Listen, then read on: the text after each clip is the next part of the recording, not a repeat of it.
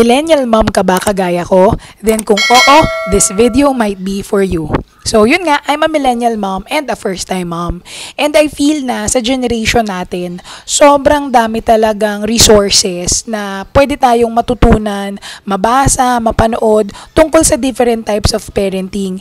And I feel na medyo may benefit siya and syempre may cons din siya. So may and ang gusto kong pag-usapan ngayon is yung very evident or yung talagang laganap na type of parenting. Kumbaga parang sa generation ata natin siya sumikat, which is the gentle parenting. So alam nyo, kung kagaya ko kayo, nung ako ay nagbubuntis pa, talagang nagbabasa din ako about dyan sa gentle parenting. And it seems so ideal. Bakit ko sinabing it seems ideal? Kasi parang ang ganda niya. Parang pagka nababasa mo siya bago ka magkaanak, 'di ba? Kung halimbawa expecting mother ka pa lang, pagka nababasa mo siya, parang wow, ganito yung gusto kong mangyari sa anak ko. Kasi parang it seems na yung magiging bata is parang magiging perfect siya. Well, alam naman natin na walang perfect. Pero alam mo yung parang siya yung ideal kid, yung role model kid. Parang ganun yung magiging result kasi they are very in tune with their emotions, parang they know how to stand up for themselves. Ganun yung mga understanding ko So ano ba yung mga parang types ng gentle parenting na nabasa ko? Ito lang I think yung mga very basic. So syempre, pagka gentle parenting yung gagawin mo, hindi ka pwedeng mag-no. So yan yung dapat i-rephrase mo yung mga salita mo na instead of saying no jumping, no playing, ganyan, sasabihin mo, walk only, eat properly, kumbaga ganon. Tapos, bawal kang sumigao, bawal kang mamalo. Alam naman natin sa kultura natin mga Pinoy, di ba? Parang dun tayo lumaki. Tayo, yung generation natin, lumaki din tayo sa mga palo at paninigaw ng mga magulang natin pagka talagang galit na sila. But gentle parenting doesn't mean na ikaw ay magiging passive, meaning yung wala kang pakialam kahit masama na yung ginagawa ng anak mo. Pero meron siyang mga techniques na medyo mahirap talagang mapanindigan. Ano ibig sabihin nun? For example, halimbawa yung anak mo na mamalo na siya, ganyan. Hindi mo siya sisigawan, hindi mo siya papagalitan para tumigil. Ang gagawin mo is sasabihin mo, ito yung mga example ng phrases na narinig ko parang sasabihin mo, we don't hit, parang I will remove your, kunwari yung kapatid niya yung sinasaktan niya, di ba? Parang I will remove your brother from this para you won't hurt anybody else. Ganyan, may mga ganon. So, kumbaga, hindi ibig sabihin na gentle parenting, hindi mo papagalitan. Kumbaga, pagsasabihan mo siya, magiging firm ka sa mga decisions mo, ipapaintindi mo yung consequences, ipapaintindi mo na okay yung emotions, kasi sasabihin mo na, I understand that you feel mad, I understand that you feel frustrated, ganyan, but hitting is not okay, mga ganyang phrases. So, yun yung mga techniques na tinuturo nila sa gentle parenting. So, those are the very basic things that I learned dun sa gentle parenting. Sobrang malawak pa siya, marami pa siyang mga tinuturo.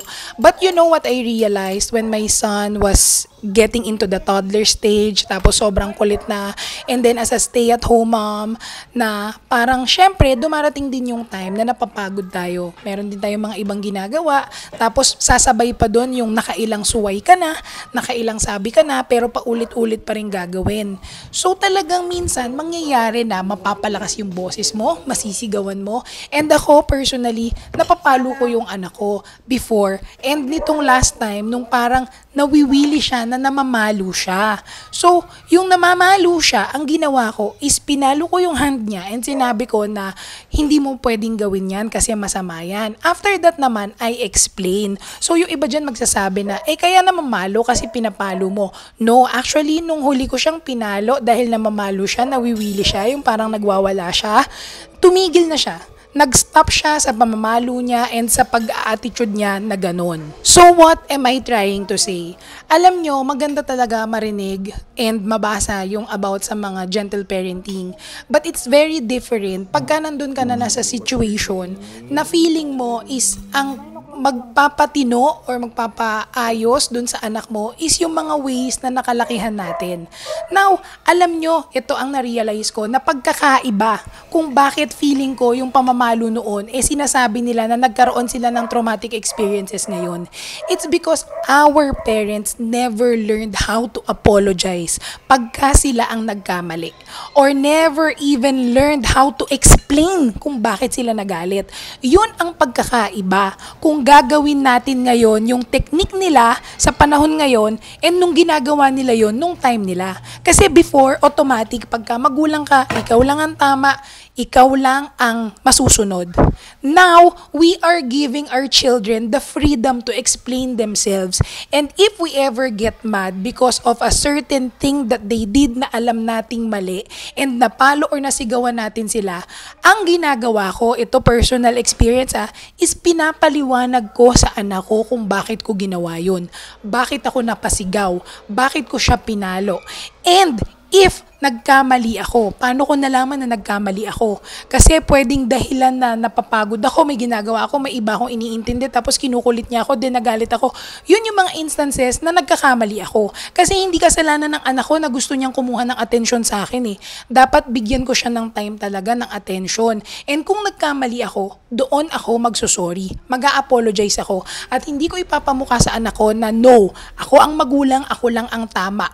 Kahit busy ako, ganyan, hindi mo ko dapat guluhin. No. Dapat papaintindi natin yan properly. Diba? Kung halimbawa may ginagawa tayo, sasabihin natin na wait lang muna. Hindi yung gagawin mo na lang siya bigla. Tapos pag kinukulit ka, magagalit ka, magsasnap out of your situation ka, hindi mo naman napaliwanag pala sa anak mo, di ba? Hindi niya naman alam. Kumbaga, wala kang na-set na expectations and boundaries sa kanya. So, yun. Alam nyo, ang pinakaayoko lang naman dun sa mga ibang type ng parenting na napapanood ko is pinapangunahan na nila. Yes, based on research yan, based on studies, but unang-una tanongin natin, saan ba yung ginawa yung research, di ba? Ano yung mga set of respondents na nakuha? Baka naman foreign country yan kasi iba ang culture nun. And kahit pa sabihin mo na sa Pilipinas yan, iba-iba pa rin po ang ugali ng bata. Walang isang bata na kapareho ng isa. Lahat yan iba-iba. So at the end of the day, ang bottom line lang naman nating lahat ng mga magulang, ang bottom line lang pala nito rather, ang gusto nating mga magulang na ma-achieve sa pagpapalaki ng mga anak natin, lumaki silang mga mabubuting bata, di ba? Yung mga responsible, God-fearing, may respect, and alam nyo, ma-achieve natin yan kung gagawin natin yung alam natin na best para sa anak natin. And sino lang ba ang makakaalam kung ano ang best para sa mga anak natin? Siyempre tayong mga magulang. Yes, we can get tips from different resources, different people, yung mga naunang magulang, but at the end of the day, tayo lang ang laging kasama ng mga anak natin. Tayong mga nanay lalo, sa atin lumabas yung anak natin. Lalo na para sa mga stay-at-home mom na talagang nakatutok sa mga anak nila, tayo lang ang nakakaalam kung ano ba talaga ang mga ugali niyan at kung ano lang ang magpapadiretso dyan, lalo na pagka may ginagawang pagkakamali, di ba?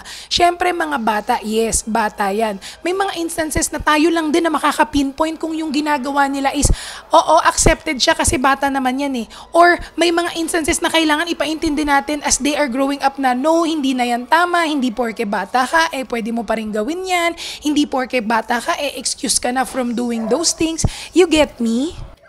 Siguro, ang maganda nating gawin is to support each other and give tips, pero wag niyong pangunahan yung iba na pag hindi ganitong type of parenting yung ginawa mo, magiging ganito yung anak mo. No. Hayaan natin, respetuhin natin yung mga magulang sa kung anong way ang gusto nilang pagpapalaki. Siyempre, wag naman yung tipong bugbog sarado na yung bata, di ba? Yung parang gutoy-gutoy na yung buto. Wag naman yung ganun, maling-mali naman yun, di ba? But at the end of the day, let us respect and support each parents and let us not give unsolicited advice. Kung hindi hinihingi, wag natin ibigay. Basta dapat irespeto natin kung yun ang way na gusto nila para sa anak nila. Dahil lahat tayong mga magulang, for sure, pare-pareho lang tayo ng goal para sa mga anak natin.